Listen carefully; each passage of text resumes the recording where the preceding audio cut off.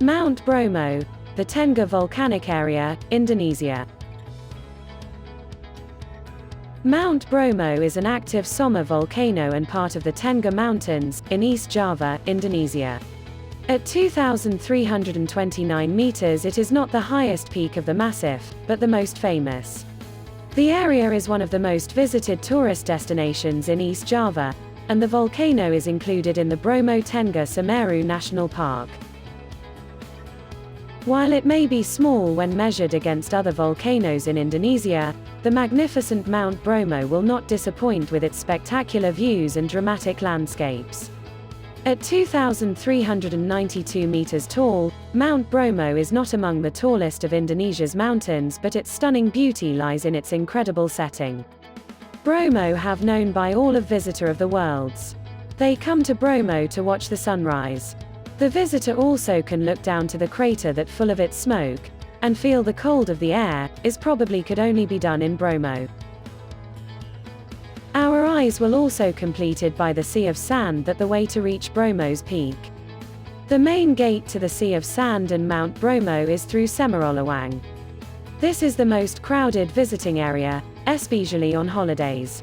There are many kinds activities that could be carried on this area, such as camping, watching the scenery, horse riding to Sea of Sand, or walking. To get to the peak Bromo with its largely open crater, which belch of smoke expelling from its bottom. How do you get to Mt Bromo? From Jakarta, most people travel to Mt Bromo by air, which only takes around 1.5 hours. Going by train or bus would mean spending up to 15 and 20 hours on the road, respectively. Air travelers can fly through Juanda International Airport in Surabaya or Abdul Rahman Saleh Airport in Malang. To reach Mt Bromo, you can fly to Juanda International Airport in Surabaya. There are direct flights to Surabaya from Singapore, Kuala Lumpur, Hong Kong, Jakarta and Bali. From there, continue your journey to Mt Bromo by booking with a travel agent, or driving the Surabaya Pasuruan Wonokitri Mt Bromo route. Mt Bromo Sunrise Viewpoint. If you're coming on a tour from Probolinggo or Malang, then it's highly likely your first stop will be at Mount Penanjakan for sunrise. Once your driver drops you off, you will have to walk uphill for between 10 and 30 minutes depending on the viewpoint you want to reach. Alternatively, if you're staying in Semeru, you can make your way there on foot, which should take around 1.5 to 2 hours. Although the hike isn't too hard, you will have to do some uphill walking to reach the viewpoints. If you do decide to walk to the viewpoint from Semeru, then make sure to leave yourself enough time to get there before sunrise. Whichever way you choose to get to Mount Penanjakan, you will have the choice between a few different viewpoints of Mt Bromo. Generally speaking, the higher viewpoints are less busy as they take more effort to get to. If you have time and feel capable, we recommend getting to the highest one you can, as the view is slightly better the further up you go. To reach the King Kong Hill viewpoint, you will have to climb up large rocks, which can be quite challenging in the dark. If you do continue, then you probably won't find too many other people up there.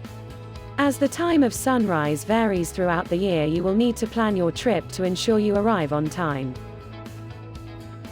Alternatively, you may prefer to visit the vantage points later in the day, as sunrise is the most popular time to visit. If you do visit the Mt Bromo viewpoints later in the day, then they will be a lot less busy, as the majority of tours choose to visit at sunrise. Best time to visit Mt Bromo.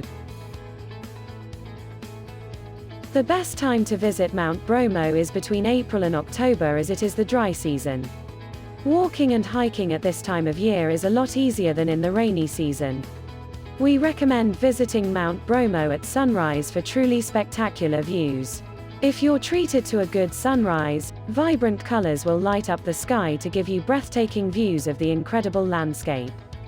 With a bit of luck, you may even be able to see the Milky Way in the sky during the dry season. Unsurprisingly, viewpoints of Mount Bromo are very busy at sunrise. If you want to avoid the crowds, it's a good idea to visit later in the day, as many of the tours will have been and gone by then. It's also a good idea to try and visit on a weekday if possible, as weekends tend to be busier with local, Indonesian tourists. On top of that, the national park entrance fee is actually cheaper on weekdays. Occasionally the Bromo Tengger Semeru National Park shuts down due to increased volcanic activity. Although this is unlikely to affect your trip, it's worth knowing. If the park is closed at any point, you should be able to find out either online or by speaking to locals. What to do at Mount Bromo? Hike up Mount Penanjakan in time to catch the sunrise over Mount Bromo. It takes about 1 to 2 hours hike to the first vantage point. The sun rises at 5:30 am, therefore, usually, you have to plan when to start hiking depending on your fitness level. Maps and information are readily and easily available at one of the many suitable locations. An extra tip is that you may want to hike earlier to avoid the crowd and get the right spot, as you may find a lot of people crowding the vantage point to view the sun rising over Mount Bromo. If you have the time and energy, there is another less crowded vantage point higher up with an unobstructed view of the sunrise. Find and scale the slope behind the shelter to get to the higher flat land. Trek down Mount Penanjakan and up to Mount Bromo summit. Here you can trek down and then across 3 kilometers sand of sea and then upwards to summit the caldera of Mount Bromo. It takes about 1 to 2 hours, again depending on your fitness level. Where to stay at Mount Bromo? You may find various guest houses and basic hotels located around Mount Bromo, as that place is popular for tourists. Try to stay nearby so that you can do the morning hike up to catch the sunrise easily. Lots of guest houses or hotels are situated at the crater rim.